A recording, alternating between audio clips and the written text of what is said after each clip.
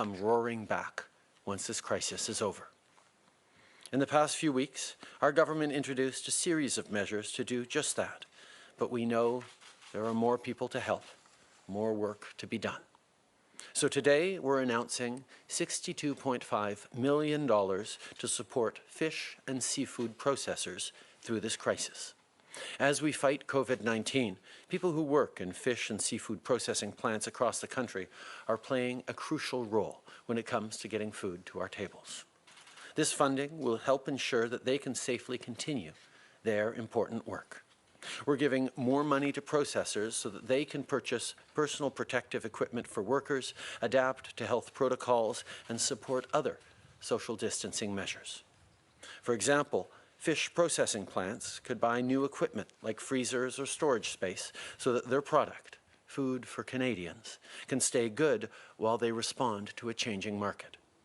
With this announcement, we're giving fish and seafood processors more resources to adapt to the many challenges brought on by the pandemic and, above all, keep workers safe. Our fish sector is interconnected, so these investments will also have a positive impact on fish harvesters. On that note, I want to take a moment to recognize the tremendous work that is being done by every person who makes Canada's food system possible, including our food producers and fish harvesters. You keep our grocery stores stocked and our families fed. I know that the past few weeks have been really tough on you too, whether it be financially or emotionally. I want to thank you all for everything you do for us. You're providing an essential service to the country. We know that you have specific needs and asks right now, and we are actively exploring additional ways to support you as we move forward. Aujourd'hui, on annonce un investissement de 62,5 millions de dollars pour appuyer les transformateurs de poissons et de fruits de mer pendant la crise. Les gens qui travaillent dans ce domaine nourrissent nos familles à tous les jours. On investit pour leur permettre de poursuivre leur travail important en toute sécurité. C'est de l'argent que les transformateurs pourront utiliser pour acheter de l'équipement de protection personnelle pour leurs travailleurs, adapter leurs protocoles sanitaires et appuyer d'autres mesures de distanciation sociale. Les usines de transformation de poissons pourront utiliser ces fonds pour acheter des réfrigérateurs ou de l'espace de rangement pour entreposer leurs produits pour les vendre plus tard. Grâce à l'annonce d'aujourd'hui, les transformateurs de fruits de mer et de poissons disposeront des ressources nécessaires pour faire face aux défis de la pandémie et surtout pour protéger la santé et la sécurité des travailleurs. Comme nos secteurs des produits de la mer sont étroitement liés, ces investissements profiteront également aux pêcheurs.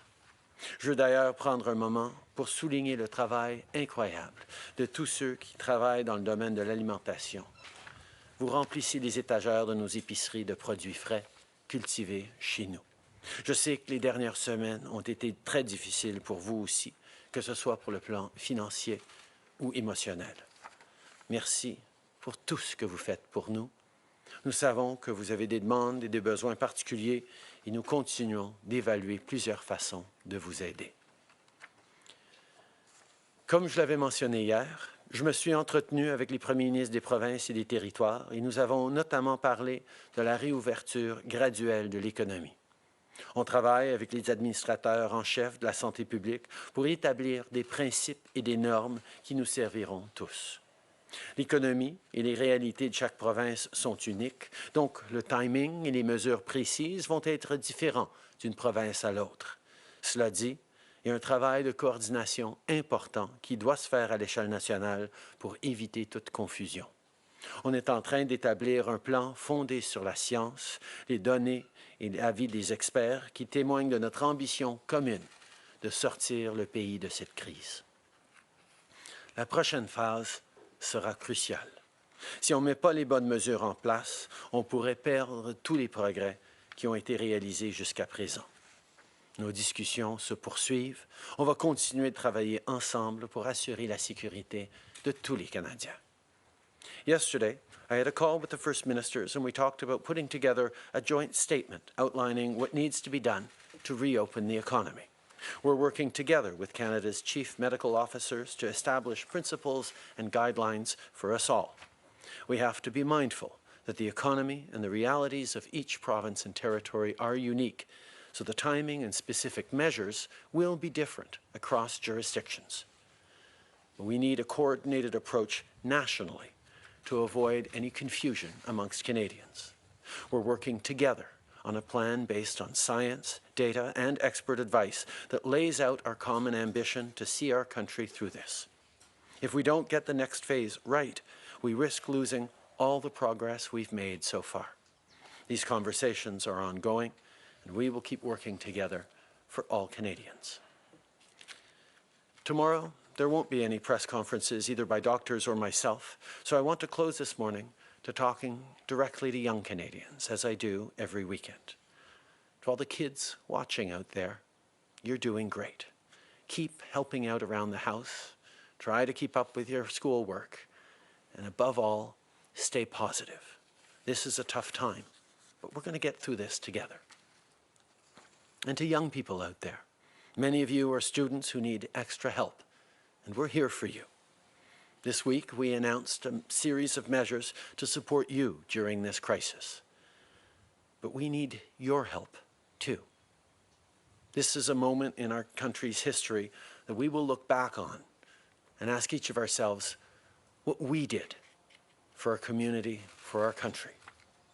What did we do to serve our country, to help the world? And as you look at what you can do this summer, please remember that there are seniors who need your help. There are frontline workers, including in our medical professions, who could use a helping hand. And there are agricultural farmers and producers who'd love to see you step up to help feed Canadians. Look at how you can use your energy, your drive, your vision for making the world a better place, and make it so. How we get through this as a country depends on each of us, the choices we make, the actions we take. So this weekend, stay home. Keep washing your hands. And if you need to go out for groceries, keep at least 2 meters apart from each other. And think about what you can do in the fight against COVID-19 to support our frontline workers, to help your community. I know that we will help each other to get through this, because that's just who we are as Canadians. Merci beaucoup. Have a great weekend. Thank you, Prime Minister. We'll now go to the phone lines for questions. One question, one follow-up. Operator? Thank you. Merci. Première question, Mélanie Marquis, La Presse. À vous. Merci. Bonjour, M. Trudeau. Votre remarque d'hier sur la possibilité de placer les